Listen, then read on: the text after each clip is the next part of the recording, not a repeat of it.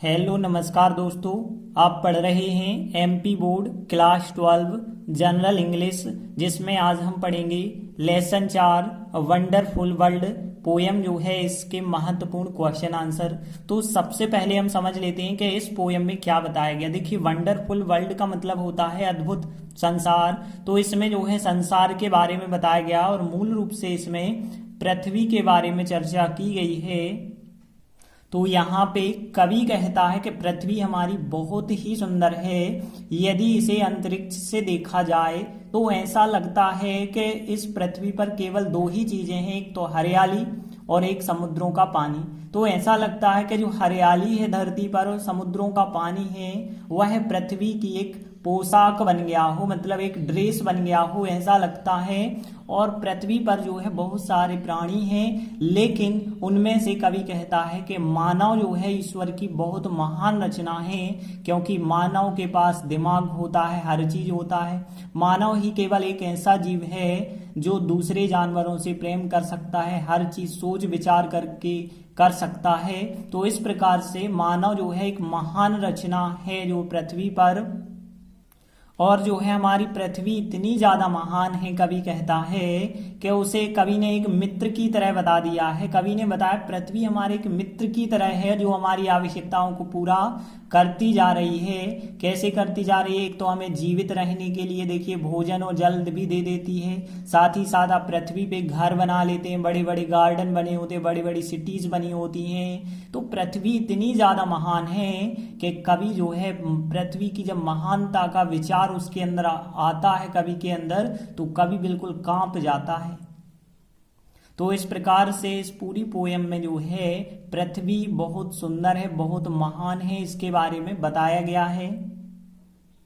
तो देखिए, हम इसका पहला क्वेश्चन देखेंगे जो 2015 और 2018 में आया हुआ क्वेश्चन है।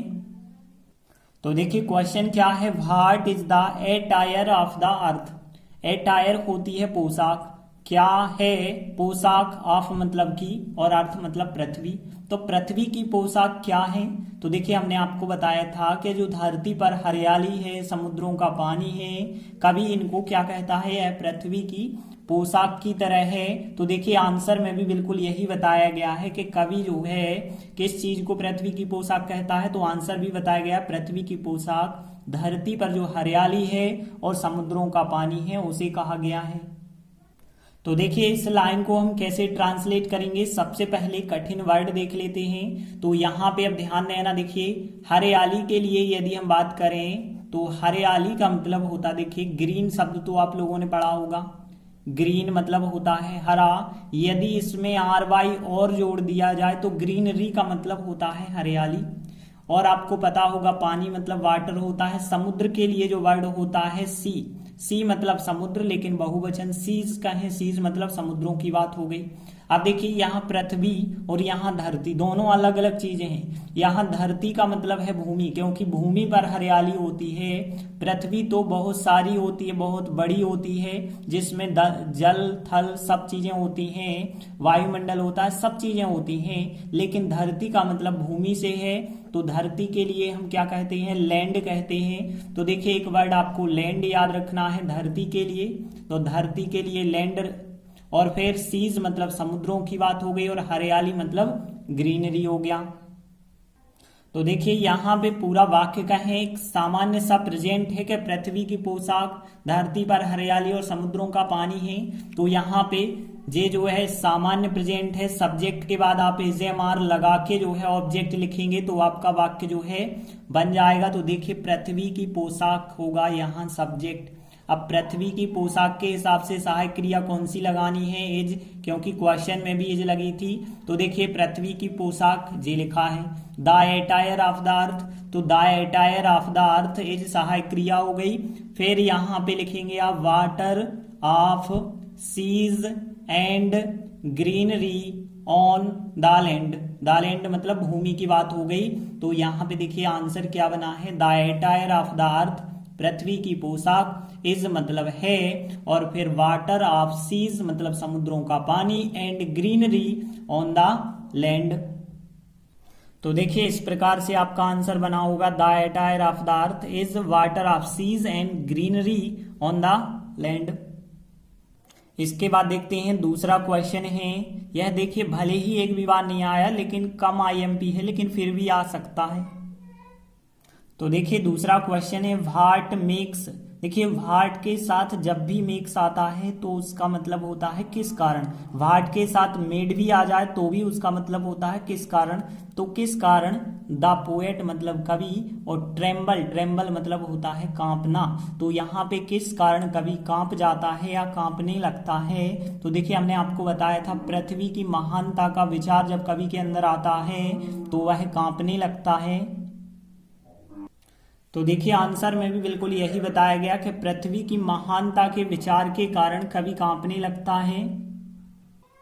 तो देखिए यहाँ पे आंसर जो बताया गया पृथ्वी की महानता के विचार के कारण, यदि हम एक ही लाइन है ट्रांसलेट करेंगे तो देखिए कैसे करेंगे। पहला तो हमें वर्ड महानता के लिए पता होना चाहिए। तो देखिए महान के लिए तो आप लोगों ने पढ़ा होगा ग्रेट होता है महान, उसमें NESS और जोड़ दें तो ग्रेटनेस होती है महानता। तो ग्रेटनेस महानता, और विचार को कहा जाता है थॉट। तो यहाँ जो थिंक का थर्ड फॉर्म होता है थॉट, उसका मतलब विचार भी होता है। तो ध्यान रखना दो शब्द, एक तो ग्रेटनेस हो गया, एक तो थॉट हो गया। तो यहाँ पे देखिए पृथ्वी को तो अर्थ कहते हैं, ऑफ मतलब की होता है, और फिर यहाँ पे ग्रेटनेस मतलब महानता होती है, और ऑफ मतलब के हो जाता है। विचार के लिए क्या कहते हैं थॉट। तो देखिए आंसर जो बना होगा, और बाकी सब तो क्वेश्चन की लाइन है, तो देखिए आंसर क्या बना होगा the thought of greatness of the अर्थ हो जाएगा। केवल इतना वर्ड आपको याद रखना है।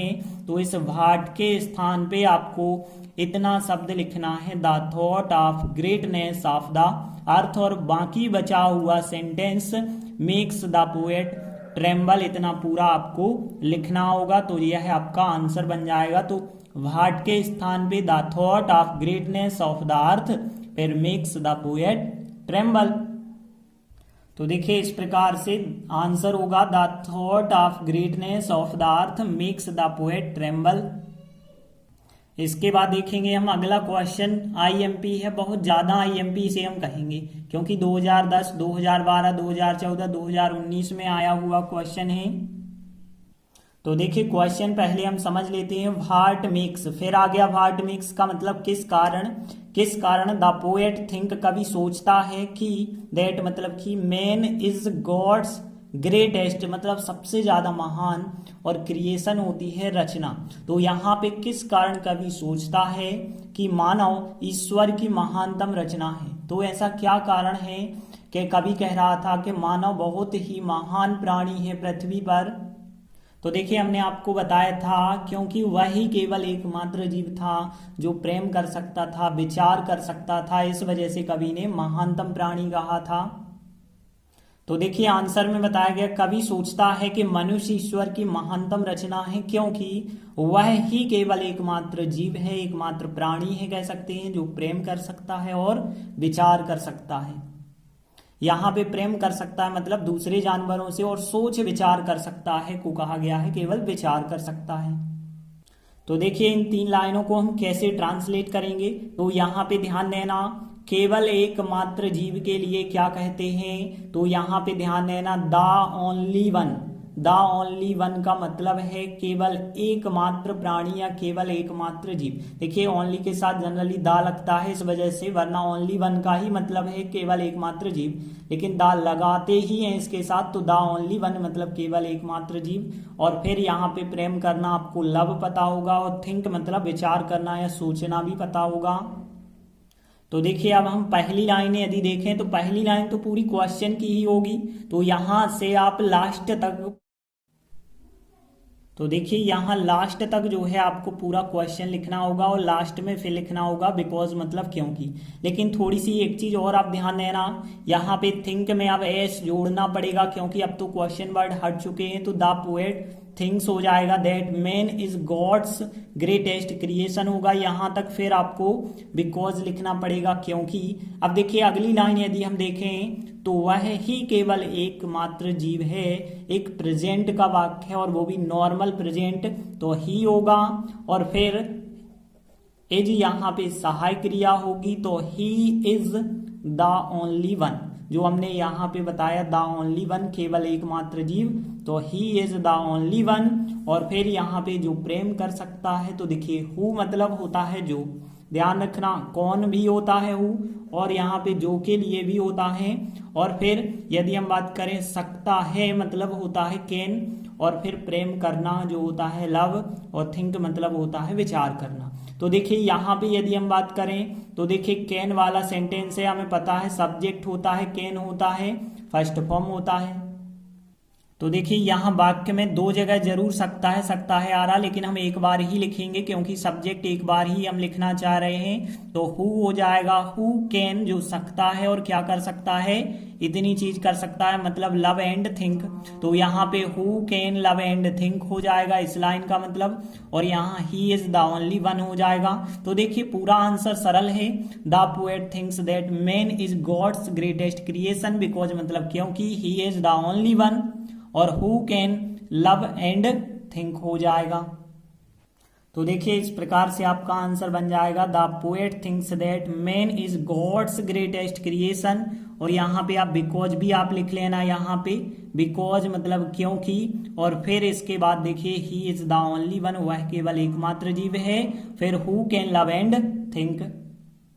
इसके बाद देखिए एक और बहुत आईएमपी क्वेश्चन है, चौथा क्वेश्चन 2011, 13, 16, 17 और 20 में आया हुआ है, इस वजह से यह भी महत्वपूर्ण क्वेश्चन है। तो देखते हैं चौथा क्वेश्चन क्या है, why does the poet regard, regard मतलब मानना या समझना होता है, अर्थ मतलब पृथ्वी को, एज मतलब के रूप में, आ फ्रेंड मतलब एक मित्र।